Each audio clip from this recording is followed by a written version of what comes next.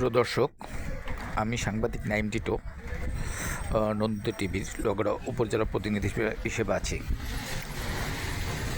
শুরুতে একটা চমকপ্রদ খবর দিই আপনারা দেখছেন তিনটা বাচ্চা।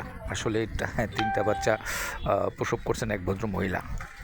বিয়ের 3 বছর পরে উনি প্রেগনেন্ট হওয়ার পরে উনি যে বাচ্চা প্রসব করেন সেটা হলো একবারে তিনটা বাচ্চা। আসলে আশ্চর্য হওয়ার কিছু নাই, সবই আল্লাহ তাআলার রহমত, আল্লাহ তাআলার সৃষ্টি, আল্লাহ তাআলার কুদরত।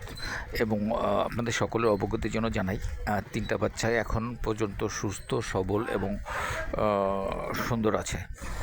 তারা যথেষ্ট ভালো আছে, আপনারা দেখতে পারতেছেন স্বতঃস্ফূর্তভাবে তারা আছে।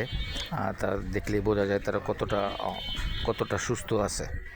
এর পাশাপাশি আপনার জানাই এই বাচ্চার মা ও আল্লাহর রহমতে সুস্থ আছে। আপনারা আসলে সকলে দোয়া করবেন।